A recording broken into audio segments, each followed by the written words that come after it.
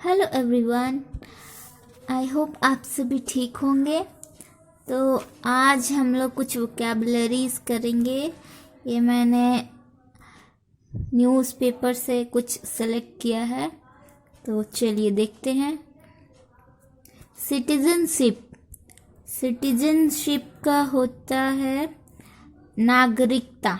हिंदी में से नागरिकता कहते हैं, इंग्लिश में से कहेंगे the state of being a citizen of a particular country. ठीक है, किसी एक पर्टिकुलर कंट्री में जो लोग रहते हैं तो वहाँ रहने के लिए उस देश की उन्हें नागरिकता प्राप्त होती है। जैसे हम लोग भारत में रहते हैं तो हमें भारत की नागरिकता प्राप्त है। ठीक है।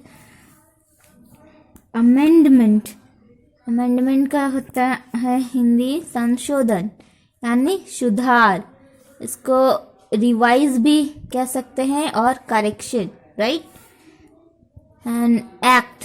एक्ट का मतलब होता है अधिनियम। ठीक है। लेजिस्लेटिव। लेजिस्लेटिव का मतलब होता है विधान संबंधी, कुछ वैधानिक कार्य जो होते हैं उसका मतलब होता है लेजिस्लेटिव। ओरिजिन्स। ओरिजिन्स मतलब होता है मूल। कॉन्स्टिट्यूशनल यानी संवैधानिक। ठीक है। एंड ट्रेस्ड मतलब पता लगाया। ठीक है। ट्रेस का मतलब होता है निशान। Amendment bill. अमेंडमेंट बिल मतलब होता है संशोधन बिल। ठीक है। एंड 10th इज एस्टैब्लिश्ड मतलब किसी चीज़ की स्थापना, जैसे स्टेट की स्थापना हो गई या किसी चीज़ की कोई यूनिवर्सिटी की स्थापना हो गई तो उसको हम क्या बोलेंगे, एस्टैब्लिश्ड। ठीक है। कब एस्टैब्लिश्ड हुआ मतलब उसकी स्थापना कब हुई। ठीक है। कैरेक्टरिस्टिक मतलब विशेषताएं। अगर हम किसी चीज़ की बात करें कि टेल मी अबाउट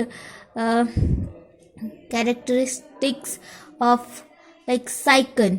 ठीक है। साइकन एक प्लांट है तो उसके बारे में हम लोग पूछेंगे कि उसकी विशेषताएं क्या है, तो क्या बोलेंगे, कैरेक्टरिस्टिक।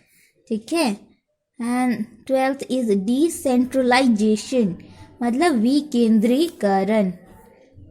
ऑटोनॉमी। ऑटोनॉमी का मतलब होता है स्वायत्तता, स्वयं शासन। 14 इज बिड। बिड मतलब बोली लगाना। कंस्ट्रक्ट मतलब निर्माण। रिसेंटली यानी हाल ही में कुछ हुआ हो तो उसको बोलते हैं रिसेंटली। पार्लियामेंट यानी संसद। ऑब्जेक्टिव्स मतलब उद्देश्य, लक्ष्य।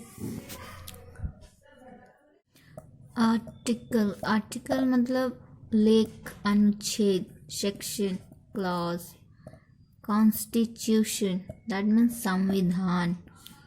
इलेक्शन कमीशन मतलब चुनाव आयोग, नेशनल राष्ट्रीय। नेशनल कमीशन दैट मीन्स राष्ट्रीय